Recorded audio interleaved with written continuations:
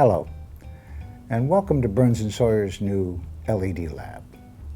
My name is Michael Rogers, and I will be demonstrating a green screen setup using Film Gear's new LED FLO lights as the primary source for lighting our subject and working in the compositing process.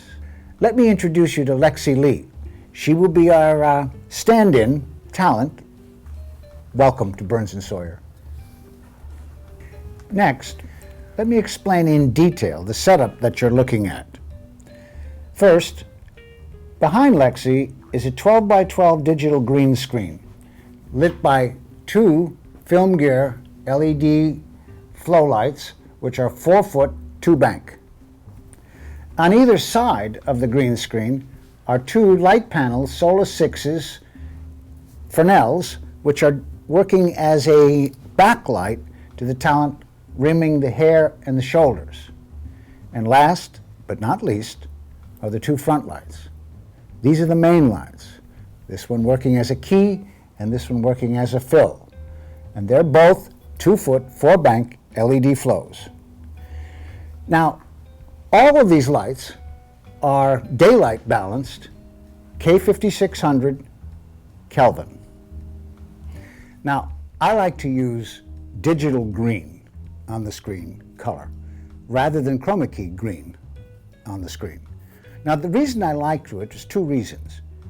One, it's a far greater reflective source, and so therefore you can use less light in order to get the same effect. And two, that color is not in nature.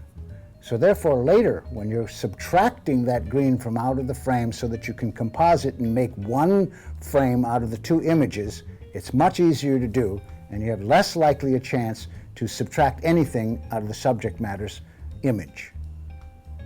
Now, on the two backlights, I have half magenta. Now, half magenta on the two backlight Fresnel lights, which are edging the talent, allows for a mitigating of the green spill that normally comes from green screen work. When you put the magenta on the green spill, it creates a white line around the talent and head rather than a green edge to it. Overhead, on the lights that are lighting the green screen, I have them set up so that we get an absolute evenness to the light on the green screen. And that evenness is extremely important. The moment you have any kind of disparity from one side to the other, you'll have a lot of problems in your green screen compositing later. So therefore, keep it even. And personally, I like to have the entire green screen down a stop or two as compared to the key light and the feed light that are working on the front of the talent. Now, key light. That light right there is the light you set your lens for.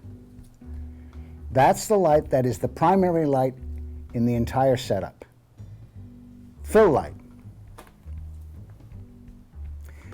That light is the light that you want to have less illumination on the side of the talent so that you can get dimension to the face. I like to have it down a half a stop to 3/4 of a stop. And women, I have less of a drop in the fill light than men. Men, a much greater drop. Now, when all these elements are put into place, the last piece I like to have is two 4x4 floppies, which separate the front light from the back light. Separates the front light from mixing into the green screen, and the back lights from getting into the camera lens and creating flare. Once you have everything in place, this is the result. This lighting setup works quite well for indoor scenes, as you can very well see. However, if the background has any sun direction in the image at all, then you have to alter the key and the fill to match that background. You need to have the key match the same intensity and direction as the background plate shows you.